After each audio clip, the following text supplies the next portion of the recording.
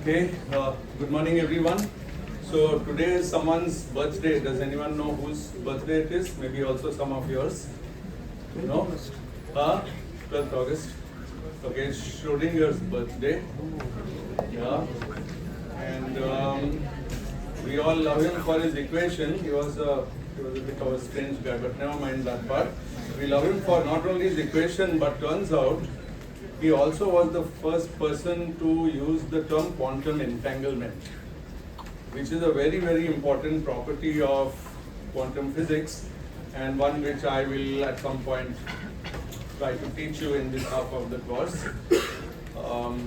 And it's in some ways actually it's maybe the simplest way of understanding what is strange about quantum physics, and probably you know that it's a phenomenon which is being thought of as a potential, having the potential to transform society through quantum computing and quantum information. And a lot of research is being done in this field. So I think that's one of the very significant things that he achieved.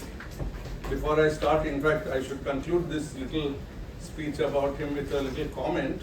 You know, Schrödinger could not possibly have known that his equation and his understanding of quantum entanglement would transform society, in the sense that other discoveries like semiconductors, superconductivity and all transformed society. Literally, we would not be recording this lecture on a mobile phone, because we would not have a mobile phone if we didn't have both quantum physics and also the earlier evolution of semiconductors and so on. These things change our lives. So whenever you hear somebody say that people must all work on applied science and improve society, you should remind them that pure science is the same as what improves society 100 years later. And it's much more important for us to put something into that pool of pure science which people can use later to improve society. Right now, a lot of work is extracting from the pool of knowledge which was created by people like Schrödinger 100 years ago. I don't think we should be known as a generation of parasites who take ideas from older generations but don't give back ideas for future generations. This is why I believe fundamental or basic science is very important. So that's maybe too much of a sermon for early morning. Let's start on some actual physics. So today we are going to discuss something that you've surely heard before, called double-slit experiments, but I'll be presenting it in a slightly different way so that you can see how these experiments teach us the need for quantum physics. Last time we saw that stability of the hydrogen atom teaches us the need for some new physics, but it doesn't really guide us what is that new physics. It just says Larmor's formula doesn't seem to apply to the hydrogen atom, which is just strange, but it's not really a guide what formula we should use instead of Larmor's formula. Right? It doesn't tell us what we should do, which is different. These experiments start to tell us what we should do, which is different. Now, of course, one could take a historical route, and I'm not going to do that. Everything doesn't have to be historical. So I'm going to present double-slit experiments in a somewhat idealized sense and tell you the conclusions of each of 4 different experiments. But they were done at different times in different places, and only now, with hindsight, we can sort of put them all together. Yeah, so let's start right away. So the basic picture is a little diagram which I'll draw for you. So these are obviously the 2 slits, this and this, and they are separated by a distance A. I hope people at the back can read. If you have any trouble reading, oh good, thank you. Good. And then I have a screen.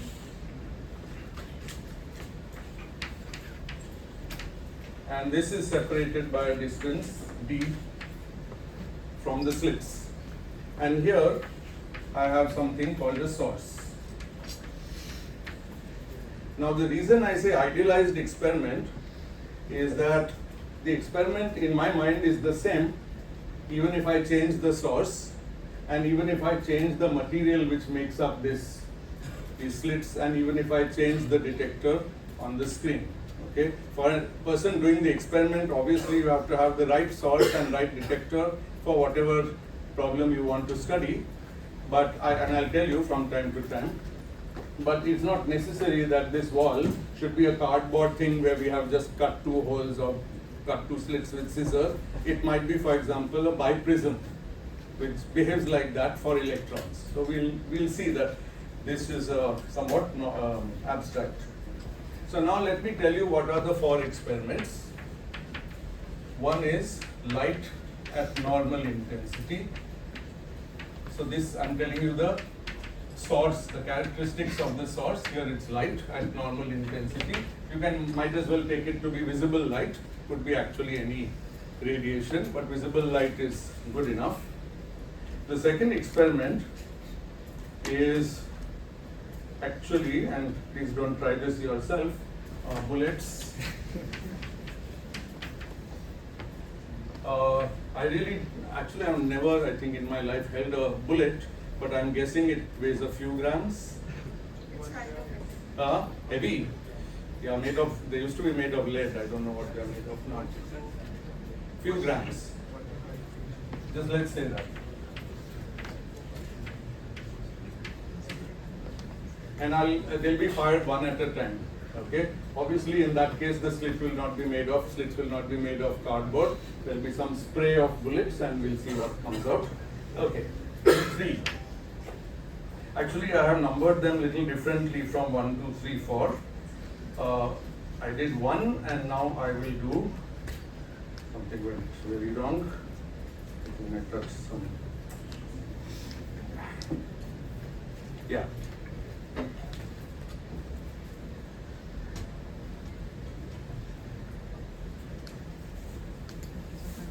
Good. The third one is actually called 1 prime because it's the same as 1, but it's light at low intensity.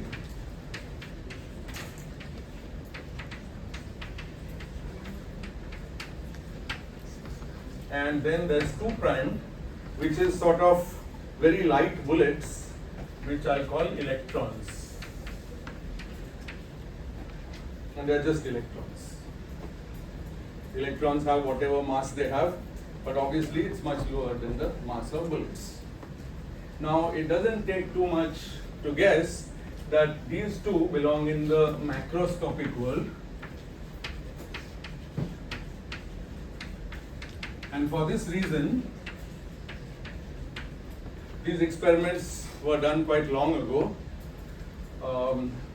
In particular, experiment 1 is very famous, the first double-slit experiment. Do you know when it was done? Young. It was done by Young in 1801 or something. I thought. Okay, maybe my dates are wrong, but in 19th century. I think 1801 actually. Okay, and then these 2.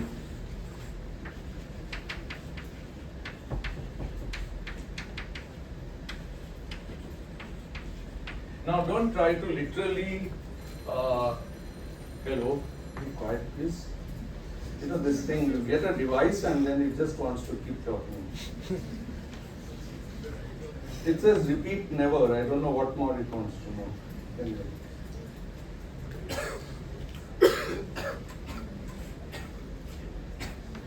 Good. Okay. So, I suppose I can go through the first 2 quite quickly. Now I have used up the whole screen, unfortunately, the whole blackboard, unfortunately. Let me just quickly draw the experimental setup here and rub it out there. The screen, slits, this is A, this is D, this is source.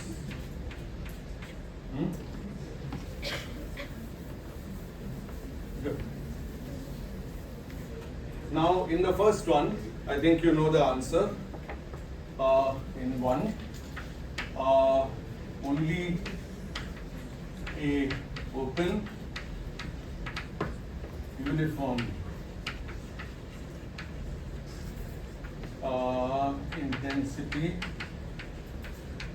Uniform is not exactly the right word. I think it's better to call it a smooth intensity pattern. To indicate a smooth intensity pattern, I'll think of, so here is the slit, this is the first and this is the second slit. So this slit I call A, this one I call B.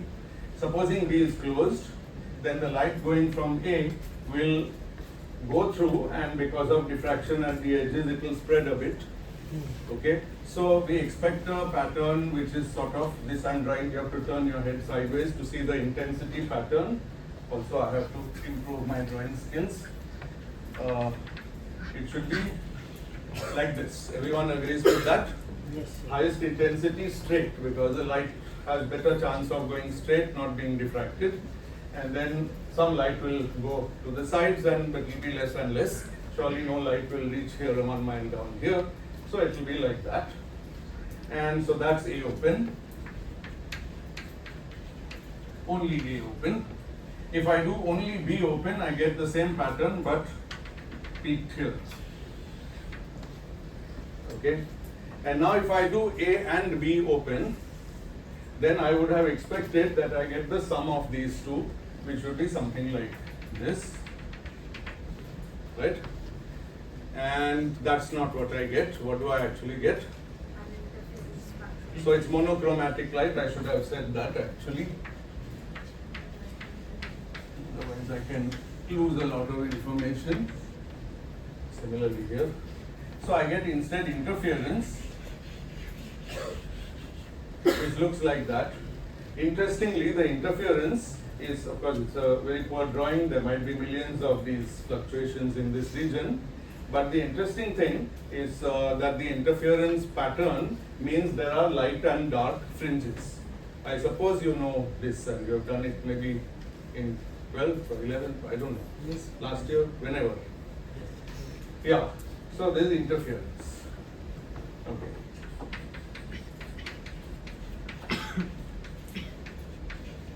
So one gives B open gives also smooth, and the peak is wherever you would expect, but A and B gives interference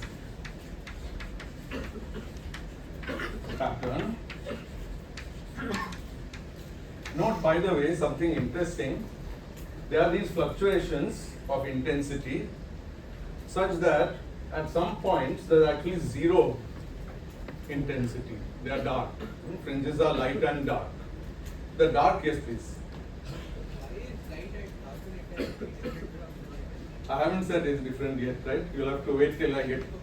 I didn't do 1 prime yet. I'm doing 1, then 2, then 1 prime, then 2 prime. When we get there, you can ask. Yeah? Yes.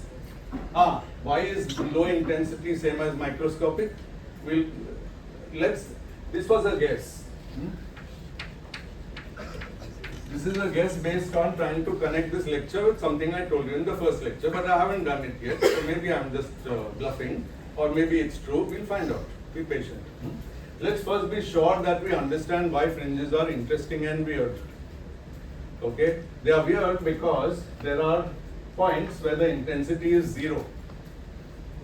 Okay? Now, how can it be that light is coming through A, it definitely reaches a point. Light is coming through B, it reaches the same point. But light is coming through A and B, and somehow they cancel each other. Light is light. The more, when you add light to light, you should get more light. Yeah? Is everyone comfortable with the fact that this darkness thing happens? Yes. Because we are going to write the formula in a minute. But it certainly does happen. And actually, you're saying yes, but I'm repeating it because sometimes I find that in one course, people don't connect with what they know from another course. And I really want you to connect because physics is connected. Okay, so interference pattern. And the classic formula is that the fringe separation, I'm sure everyone has this well memorized, is delta x equals lambda d upon A, where A is the separation between the slits and D is the distance to the screen. What is lambda? Sorry. Lambda, and lambda is the wavelength of light. Good. Okay. I could derive this for you, but actually what I'll do is maybe in the tutorial, once at least, the tutor will check with you that you know, and if anyone is not sure how to derive it, I'll leave it to them to derive it for you. But this is a very well-known formula. So everything should be clear. This is the fringe separation or spacing, the wavelength, the distance to the detector, the spacing between the fringes. Okay. You can sort of guess this proportionality because if the detector goes far away, then this pattern you imagine it would spread. So it's sensible that the fringe separation actually gets larger as you go far away. Okay. The reasoning why it happens at all is the path difference in the phase of the wave between one slit and the other, and that's what we are comparing. A wave is an oscillation, and oscillations can actually cancel each other out. For example, in a pool of water, if I drop a stone and it has some ripples, and if I drop another stone somewhere else and it has its ripples, when these ripples meet, we actually do get fringes. And that's because sometimes the ripple up of this one is the ripple down of the other one, and they can cancel. So cancellation is key in this experiment. Okay, so that's experiment 1. As far as experiment 2, I'll simply repeat here. I fire a spray of bullets, and there's nothing much to say. If I fire that spray and I only have A open, then I have a. Now what do I do? My screen is just recording the dots. Every time a bullet hits the screen, let's say it leaves a red mark on the screen, and I have a density pattern of red marks, and I just look at that pattern, how many dots per square inch there are. But Yes. why we are assuming the bullets get diffracted? Yeah, so we are just allowing them to be. I mean, the point is that if I have a finite slit, some bullet has to hit the edge. How can you prevent that?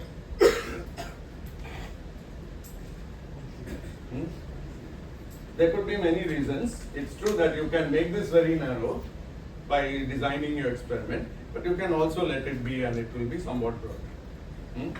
Again, we can assume the bullets are fairly small without being as small as electrons. We can we can replace them by grains of some pollen or something, but we have to do everything in vacuum, otherwise the pollen will just scatter in the air. So we can make it very small, and we do our dust, and we can expect that dust does scatter even in absence of air. If I fling a handful of dust at a screen, I expect that once it goes through, it will sort of scatter. Okay. So this one for only A, and this peaked thing for only B. And if I have both open, then I just get the sum of them. And that's the end of it. This is not a very exciting experiment. But I think it's a good idea actually, and I think I'll maybe rewrite my notes. We'll call this dust in vacuum. Vacuum, of course, everything here should be done in vacuum, so maybe I shouldn't write it. Most experiments that I want to find anything precise should be done in a vacuum. Okay. Good. So 1 and 2 are done, and now we come to 1 prime and 2 prime. Okay. All clear about 1 and 2? Yes. For light we find fringes. For dust we don't find fringes. We just find the superposition of intensities. Okay. Now there are some facts about waves that we need to know, and I might as well do that here before going on to 1 prime and 2 prime. Why is there interference for waves? Let's just work it out once.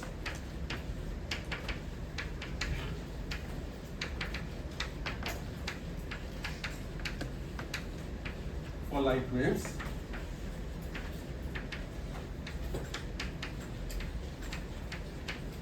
by the way, there was a controversy for many centuries whether light is a particle made up of particles or it's a wave, and with this experiment Young basically settled it in 1801 that look, it's waves, because if it was particles there could not have been interference fringes. So experiments 1 and 2 could have been the comparison that Young would have made himself. He would have said, look, we know that dust doesn't give fringes and it's made of particles, but we know, I have shown you that light gives fringes, therefore it can't be just made of particles. If two particles hit the same point on a screen, then I'll get 2 dots. I can't get 0 dots. One particle hitting and another can't cancel each other. And so it must be a wave. Okay. So the formulae for that go like this. So first we write a function alpha of time and space, which is the wave form.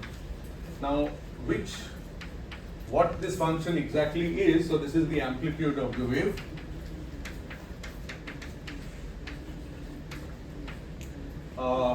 I'll say amplitude function.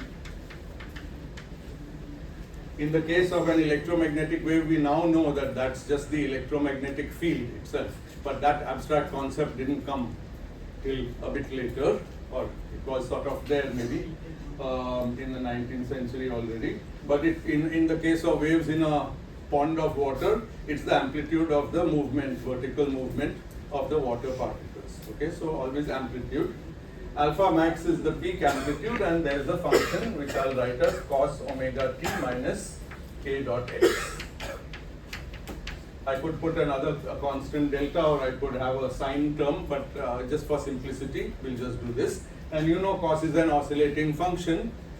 So from this, we learn that if I'm at a fixed place in space and I wait, the wave oscillates right there. It's a traveling wave. On the other hand, if I'm at a fixed time and I look in different places in space, also it oscillates. Okay? And if, for example, I sit on the peak of the wave and I follow it, then this term and this term both grow at the same time, so nothing oscillates. So that I experience no oscillation only if I sit on the wave and go with it. If you imagine some tiny insect sitting on the wave, water wave which you have created by throwing a stone, the wave will spread and insect will blissfully sit on the peak without knowing that there is any oscillation. That's why this and this with a minus sign shows you that it's moving in the plus x direction. So everything about this formula makes sense, and there are some relations.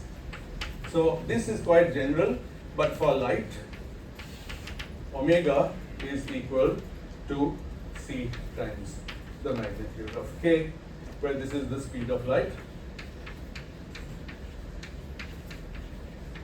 We should give everything their names. K is called wave vector, sorry. Its magnitude is called wave number, and this is called angular frequency.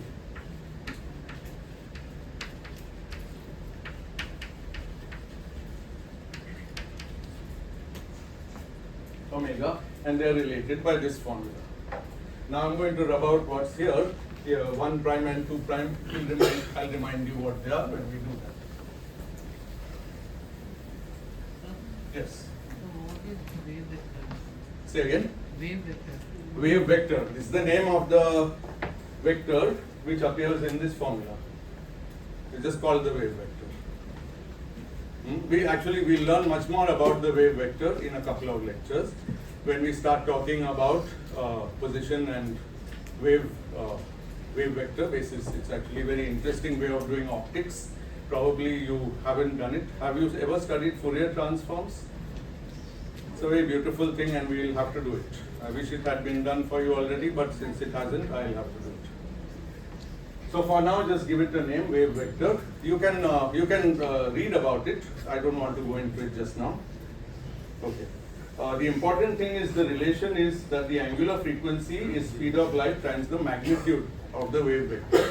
And you can sort of guess it from the fact I told you that if I want this function to be constant, okay, then the relation between k and omega is fixed by the relation between t and x. But what is the relation between t and x is just the velocity of light. dx dt magnitude is c. From that, you can conclude this. Okay, good. There are other terminologies which people introduce. This one is called frequency, not angular. And it is just omega over 2 pi. So of course with this relation we can also write it as c magnitude of k over 2 pi. Then there's period, and the period is inverse of the frequency, and it's therefore 2 pi upon omega. Okay. The reason for this 2 pi has to do with the fact that if I'm looking at something going in circles, the angle it sweeps is 2 pi. Okay. But I could count in units of how many turns it makes, then each turn is 1. So there are two sensible ways to normalize a rotating object. One is to count its turns and one is to count its angles. And the ratio between turns and angles is obviously 2 pi because a single turn is 2 pi angle. So that's why 2 pi between angular frequency and just frequency. Both are good to remember. And finally, wavelength.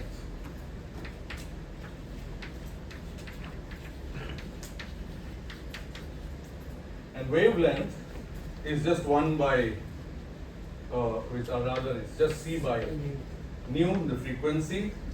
And now from this relation combined with that relation, you can also see that it is 2 pi upon magnitude of wave vector.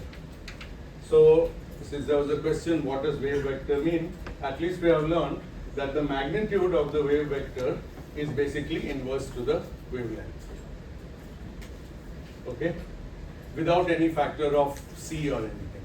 So it literally has the dimension of 1 by length. Wavelength is a length, so 1 by mod k is a length. So k has dimension of length inverse.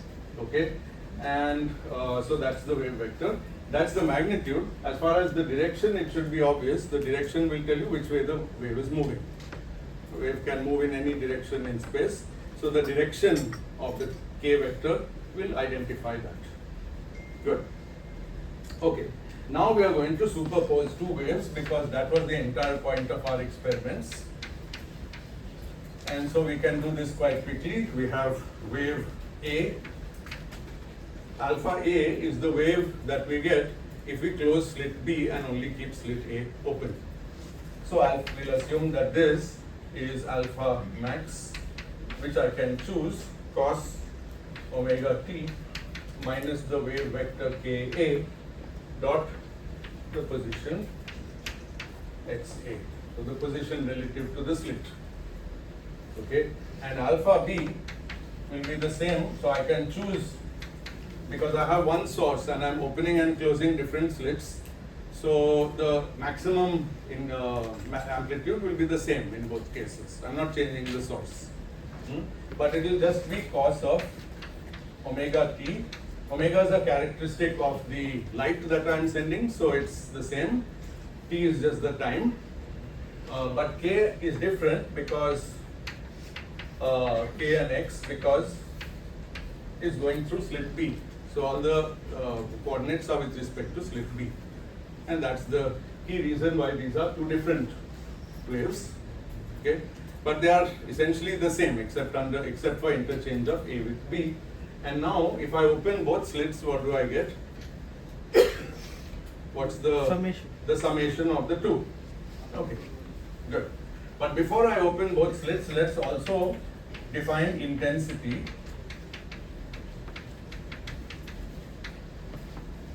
Okay.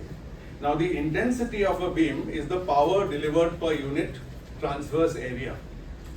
So the energy per time that it delivers on any surface. Okay, a beam that's incident on a surface will keep delivering energy to it. More and more energy if I keep shining the beam, and if the beam has a cross-sectional area, then it's natural to measure that energy per unit cross-sectional area. So that's the intensity, and it's actually nothing but, it's just proportional to the square of the amplitude. This proportionality constant actually in electromagnetism is epsilon naught, our old friend, but we don't really need to know much about that for this discussion. Okay, what is really important is that intensity is square of amplitude. This you know, I think. Yes. ये max amplitude है या फिर at that time जो amplitude? No, this intensity will vary. It will vary in time and space. Time and space. It is the actual function. This is a function of t and x. So it is actually an intensity function. If I want what we call the intensity, it is an average over time. Okay? So we'll be averaging it. But right now intensity is just defined directly like this. And of course the same is true for intensity of B. Okay, so there are two formulas which are very parallel. But now the interesting thing is that when I superpose the result from both slits, that means I have both slits open, then my superposed wave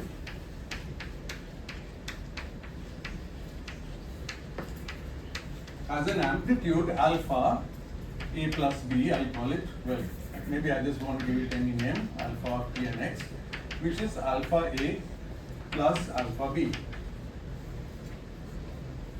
Okay? So when I superpose two waves, it is the amplitudes which add. This is common sense.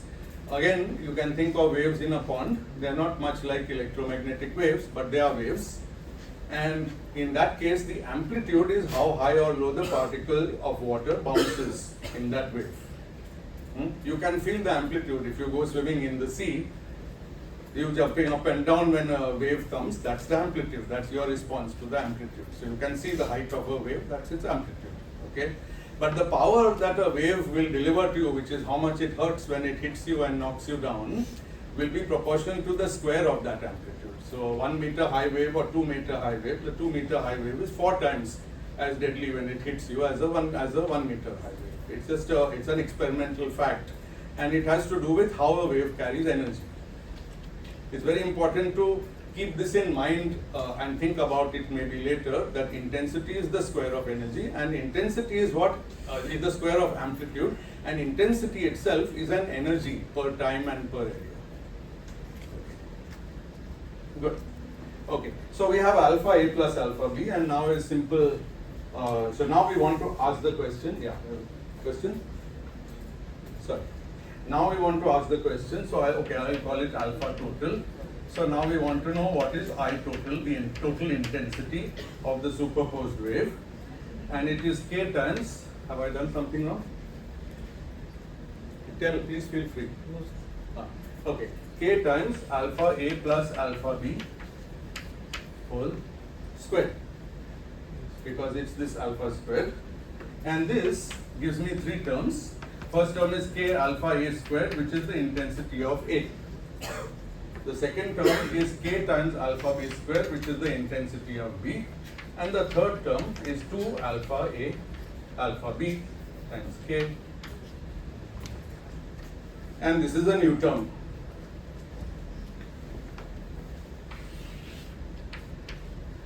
And I want to emphasize this new term, it's a property of waves. We are not discussing quantum physics at all over here. This result that there's a new term when I add two waves, when I superpose two waves, it's a result which is there in classical mechanics, it's there in classical optics. It was known much before the 20th century. Anybody who ever worked with lenses and light and screens and all that knew that intensities and amplitudes are related like this. And as soon as Young did his experiment, people knew that there is interference. Good. Okay. Now, as somebody pointed out, everything in this expression depends on time. Okay. But when we look at the fringes, what are we actually seeing? We are not actually able to visually see the fluctuation of the image on the screen in time, because it's too fast, fluctuating roughly at the speed of light, way too fast. We are seeing an average, okay, a time average. So let's take a time average of this formula, and it's quite simple. So time average will be denoted with a bar on top. Okay. So we have 3 contributions: time average of this, time average of this, and time average of that. Okay. The first one, IA bar, is actually just given by alpha A squared K times the average of the function cos square.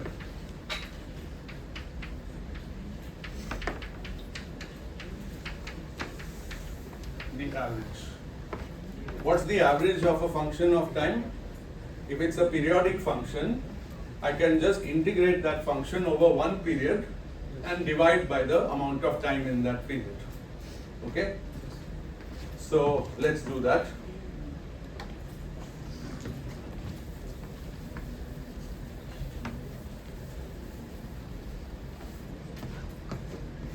Probably a lot of you are thinking we've seen this before, but you should also ask yourself if you put in an empty room would be able to reproduce all this. At least I can't till I think about it a little bit carefully. So I'm trying to help you think about these things carefully. So we want to know what is cos square of omega t minus anything. Here I'll call it k dot x.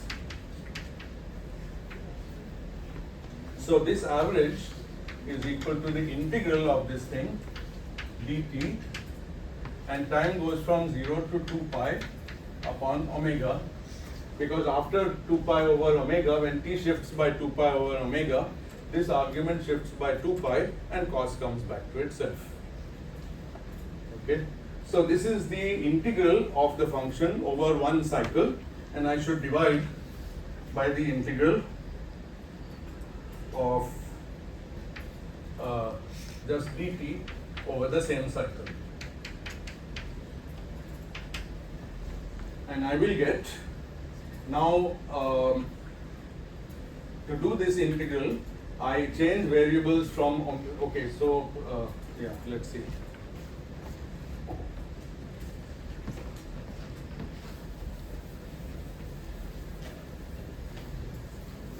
Pretty simple integral, but still let's do it. So I'll change variables such that this is now from 0 to 2 pi cos squared of t of I don't know, something tau. So I define tau is equal to omega t.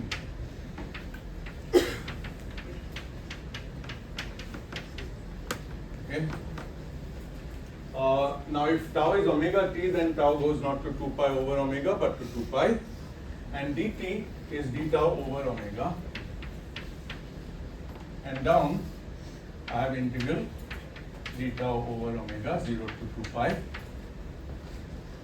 Okay, I hope it's clear why this is an average, right? It's the total amount of the function divided by the total amount of time. That's what average always means.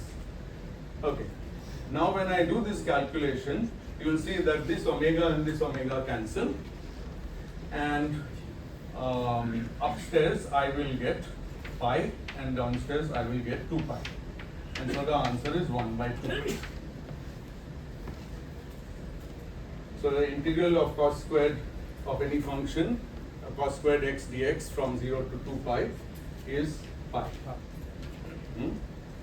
So I get half, and actually it's kind of cool because it means that you have something fluctuating from max to min, but and cos in particular, cos squared can go to 0, okay, but cos squared is a positive function, so it cannot go negative. Cos can go negative, not cos squared.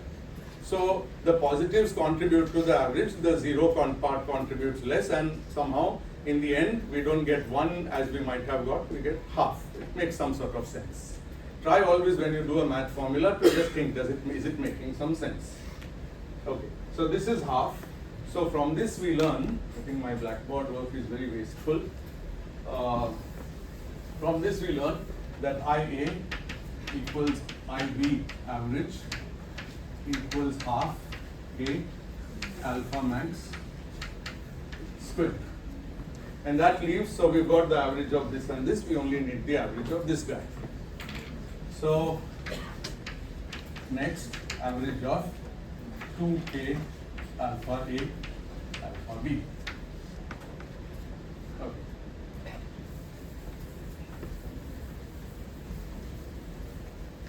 Now the formula is different, and the reason is that alpha A alpha B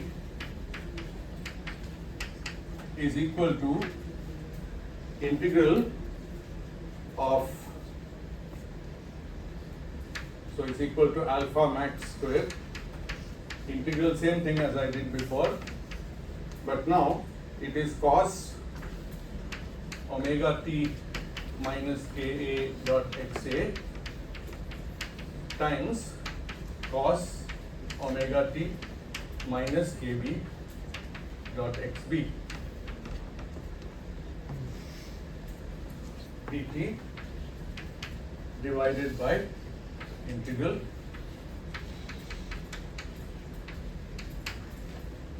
so it's not the square of one function or the square of the other function, but this function times this function. Okay, and these functions have very interesting properties. Okay, and we'll see that that immediately gives us the answer that experiment also tells us. So now I can rub out this and we can ask how to integrate that. Now this is really elementary maths. I'm sure you've done more advanced maths before, but do people know offhand how to integrate cos omega t minus something times cos omega t minus something else? Yes? If you are locked in a room now alone, could do it? Good. Excellent. Okay, so what are we going to use? We are going to use cos x cos y is equal to half cos x plus y plus cos x minus y, and from this we will get, so I'm going to calculate 2 alpha, just to keep that 2, k will be put later, so 2 alpha a alpha b is equal to alpha max squared cos 2 omega t minus ka dot xa minus kb dot xb. That is this term, and there's a half which I have taken out, so it cancels with 2, and then there's plus, so I have to average this, and plus cos of ka dot xa minus kb dot xb. Average.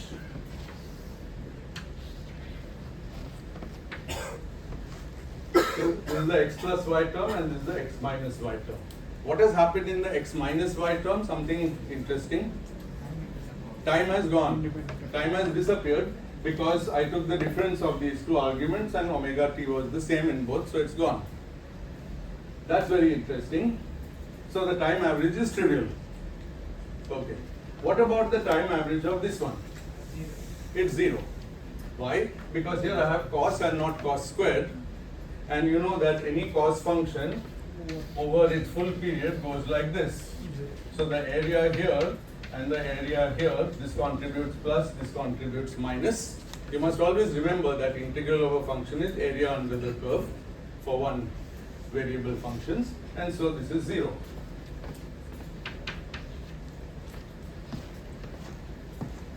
And so finally, so 2a alpha b is alpha max squared plus just this function. There's nothing to average.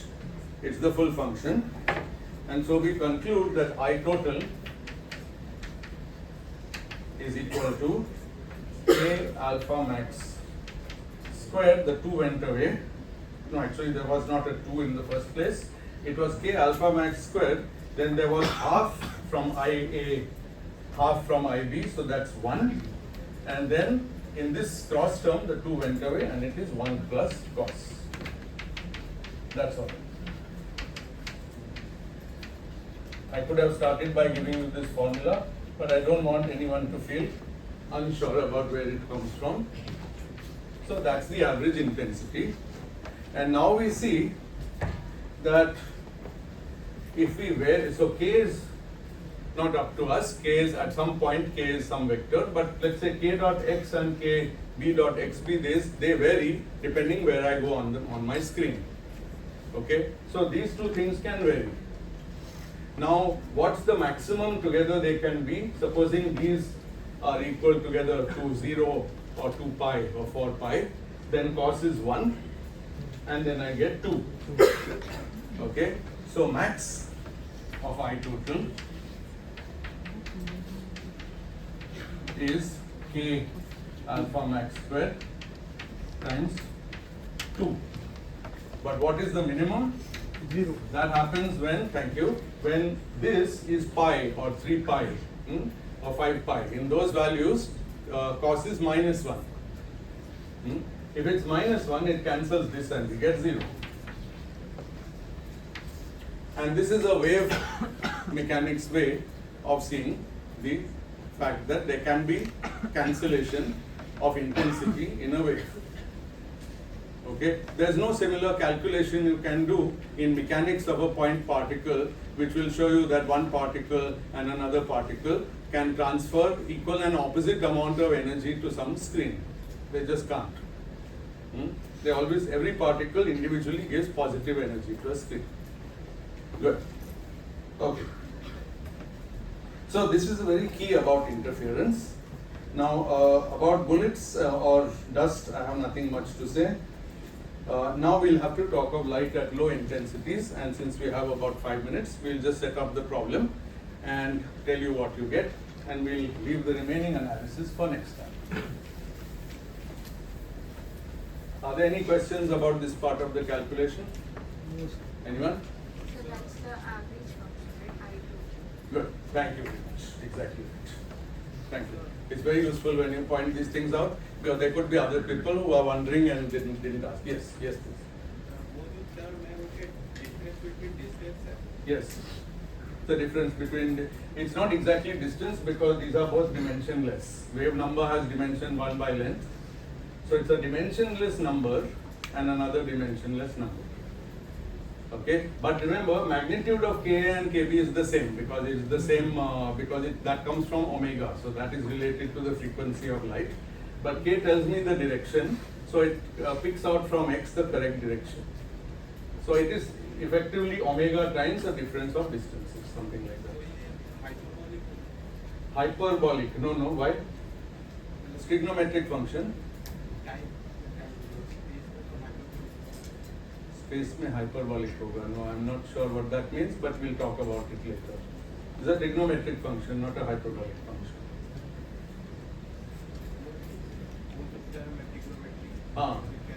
We'll discuss it after the class. Okay? Yeah. Good. Any more? Yes. There only the distance gets integrated. There only the Distance k, x, a minus. yeah, the distance. It's not a distance, as I said. K has inverse dimension of distance. But yes, there is no time in this, so it only comes from the direction and distance. So the unique point on the screen, I will know that what was the direction of the wave which landed there, as well as I will know what is the position of that point on the screen. To do more details, I have to be a little careful about whether the screen is along z-axis, experiment is along x-axis. We don't need all that. All we are saying here is that in principle, this term can give me 0. Cos of some function can be 0, and it's a time independent statement. So the average function, average intensity is 0, can be 0 at some points in a time independent way. That means when I see, I will see a black line. Okay, good. Okay, now the very startling thing is 1 prime, light at low intensity. And I'll tell you what is the result. Now, first thing is, of course, I may not have a very sensitive screen, so then I'll see nothing. That's not very useful. So I have to design some screen which can detect this light at low intensity. Okay. So what I'll do is I'll imagine a screen whose every little pixel or some region is so sensitive that it gives a click sound whenever little energy is deposited on it. Sorry? night vision goggles. Night vision goggles, excellent. I think these are better than that. I don't think night vision goggles are sensitive to very low intensity. It's low intensity, but I think this is much lower. I think. We'll check. We'll discuss how much intensity night vision goggles have. Okay, time also it says is up. But I'm going to just write down for you the result. 1.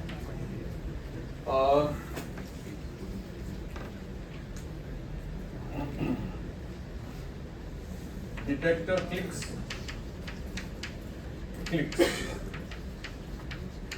once in a while.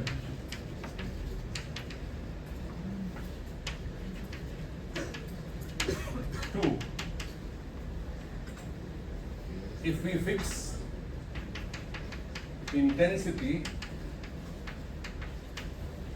and vary wavelength,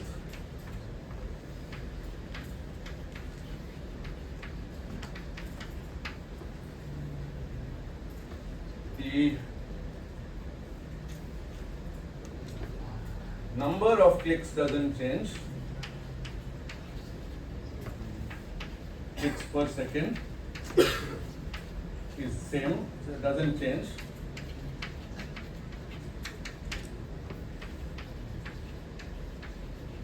But energy per click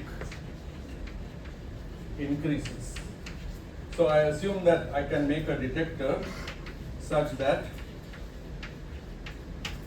if a little energy is deposited, it makes some soft click, and if a lot of energy is deposited, it makes a louder noise.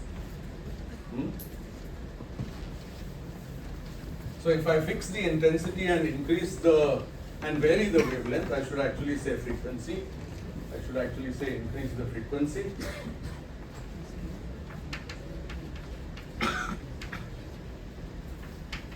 Higher frequency causes louder clicks.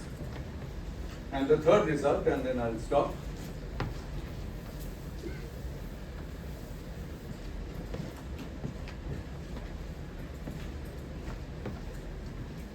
Three.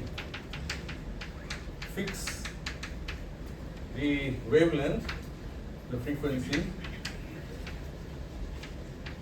and increase intensity. Remember, this intensity I am talking about is the max, alpha max, which is the coefficient of the function, overall intensity. Then number of clicks per second increases.